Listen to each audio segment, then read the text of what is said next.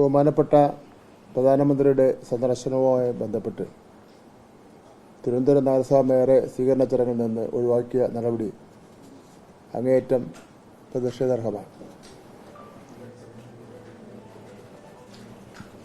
തിരുവനന്തപുരം നഗരത്തിലെ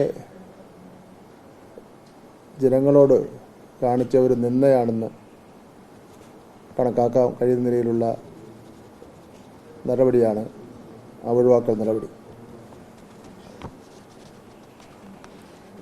സാധാരണഗതിയിൽ ഞാൻ 5 വർഷക്കാലം മേയറായിരുന്ന ആളാണ്. 5 വർഷക്കാലം പ്രധാനമന്ത്രിയും അങ്ങനെയുള്ള ദേശീയ നേതാക്കന്മാരെല്ലാം ധാരാളം വന്നിട്ടുണ്ട്. അപ്പോഴൊക്കെ തന്നെ എയർപോർട്ടിൽ ലൈനപ്പ് ചെയ്യുമ്പോൾ മൂന്നാമത് നിർത്തുന്ന രീതിയാണ് ഉണ്ടായിട്ടുള്ളത്. ഗവർണർ, മുഖ്യമന്ത്രി, മേയർ എന്നുള്ള നിലയിലാണ് അതിൻ്റെ ലൈനപ്പ്. ഇത് പ്രധാനമന്ത്രിയുടെ ഓഫീസിന് പറ്റിയ പെശകാണോ എന്നുള്ളവരും അറിയില്ല. തിരുവനന്തപുരം കോർപ്പറേഷൻ ഭരണം BJP പിടിച്ചാൽ ഔദ്യോഗികമായിട്ടുള്ള വസ്ത്രമണിഞ്ഞ് മേയർ പ്രധാനമന്ത്രിയെ വിമാനത്താവളത്തിൽ സ്വീകരിക്കുമെന്നായിരുന്നു തിരഞ്ഞെടുപ്പ് കാലത്ത് അവർ വ്യാപകമായി പ്രചരിപ്പിച്ചത്. എന്നാൽ പ്രധാനമന്ത്രി എത്തിയപ്പോൾ നഗരത്തിൻ്റെ പ്രഥമ പൗരനായ മേയർക്ക് ആ പട്ടികയിൽ ഇടമില്ല. ഇത് തിരുവനന്തപുരത്തെ ജനങ്ങളെയും ഫെഡറൽ മര്യാദകളെയും അപമാനിക്കുന്നതിന് തുല്യമാണ്. ഇതുമായി ബന്ധപ്പെട്ട് വരുന്ന വിശദീകരണങ്ങൾ ഒന്നും തന്നെ അത് അംഗീകരിക്കുന്നതിന് വേണ്ടി കഴിയില്ല. BJPയിലെ ഗ്രൂപ്പിസമാണോ മേയറെ ഒഴിവാക്കിയതിന് പിന്നിൽ, അതോ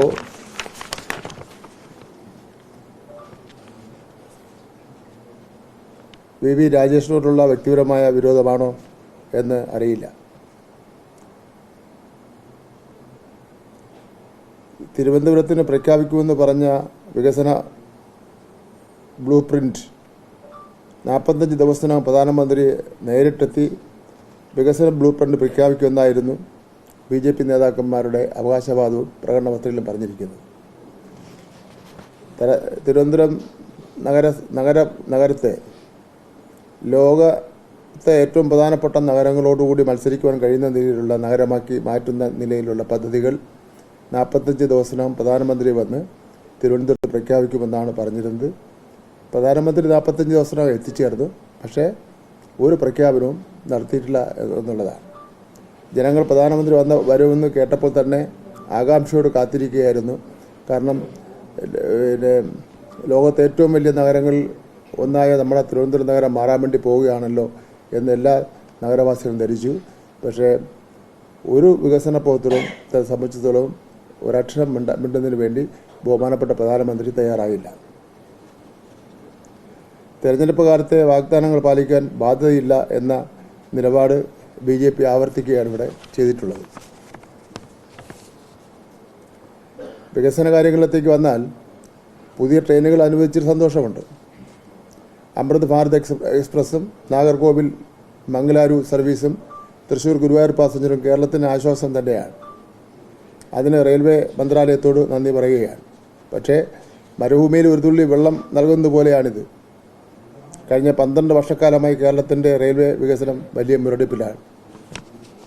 നാം ഏറെ പ്രതീക്ഷയോട് കാത്തിരുന്ന ശബരി പാതയുടെ കാര്യം തന്നെ എടുക്കാം. നിർമ്മാണ ചെലവിൻ്റെ 50% വഹിക്കാമെന്ന് സംസ്ഥാനം സമ്മതിച്ചിട്ടും നടപടികൾ അനന്തമായി നീളുകയാണ് ചെയ്യുന്നത്. ഈ കാലതാമസം മൂലം നിർമ്മാണ ചെലവ് 3810 കോടി രൂപയായി ഉയർന്നിരിക്കുകയാണ്. പാലക്കാട് കോച്ച് ഫാക്ടറി, നേമം കൊച്ചുവേളി ടെർമിനലുകൾ, അർദ്ധ അതിവേഗ പാത, തലശ്ശേരി മൈസൂർ പാത എന്നിവയെല്ലാം ഫയലുകളിൽ ഉറങ്ങുകയാണ്. ഉത്സവ സീസണിൽ പോലും ആവശ്യത്തിന് ട്രെയിനുകൾ അനുവദിക്കാത്ത സമീപനമാണ് റെയിൽവേയുടേത്. ഇതൊരു ഒറ്റപ്പെട്ട വിഷയമല്ല. സംസ്ഥാനത്തെ ശ്വാസം മുട്ടിക്കുന്ന തരത്തിലുള്ള സാമ്പത്തിക ഉപരോധമാണ് കേന്ദ്രം നടത്തുന്നത്.